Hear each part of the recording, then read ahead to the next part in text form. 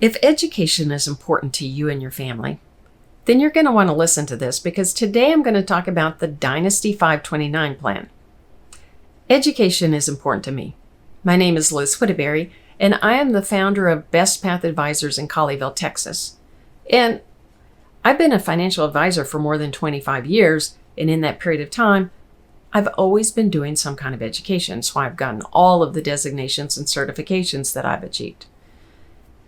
And I love the idea of the Dynasty 529 plan. So what is it? A Dynasty 529 plan is overfunding a 529 plan. Now, most of the time we approach a 529 plan by saying, who is it for? What college are they going to go to? How much needs to be in this 529 plan for them to do that? How much can we put in it? Can we afford to put in as much as is needed? Are we going to just partially fund it? But if you have the resources to actually overfund, put more into the 529 plan, and still have a safe and secure retirement for yourself, then you could set up a Dynasty 529 plan. That would mean that you would overfund the 529 plan. You wouldn't be thinking of it as just being for one specific person to use at one specific college. You would be thinking of it as something that future generations could use at whatever colleges or trade schools or the like that they went to.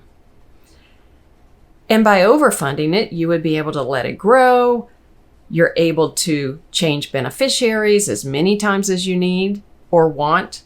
You're also able to do as many partial transfers out of that 529 plan to another family member's 529 plan as many times as you want. So by overfunding it, you're putting more money in than just for an individual. Now, there is no limit on the amount you can put in under the federal law. Each state sets a limit for 529 plans in their state, and 529 plans are sponsored within states.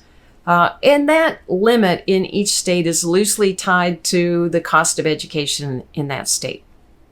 So different states will have a slightly different limit on how much can go into that 529 plan. But you're allowed to pick a state with a high maximum that has a good plan, maximize your contribution to that particular plan, and then go to another state and do the same thing.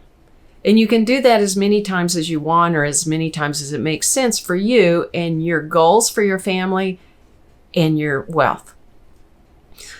Now, once you're picking a plan, this becomes a difficult thing because people don't necessarily know which plan they want to pick, which plan they want to use. And so when you're thinking about a 529 plan that you're going to use as a Dynasty plan, you really want to think long term. How can you minimize the fees? How can you maximize the potential growth? Which plans have the best investment options for a more long-term based approach? And which plans are easier to work with than others? Because that's always important too. And so you want to do that research from that perspective, as opposed to if it was just for one single person, you would be really dialed into what state are they going to be going to school in? What state do they live in? What state do you live in? All of those things, because you'd be looking at it on a more short-term basis. This one person is going to use this within the next, 10 or 15 years maybe. Once you have that Dynasty 529 plan in place, you're going to also have to think of a couple of things that are important, and you need to work with some help, some financial guidance to make sure that you're thinking through any potential gift or generation skipping tax that may or may not impact you. It really depends on how you originally set it up, which beneficiaries are going to use it, what transfers are going to be made in the future. And then secondarily, you want to think through who's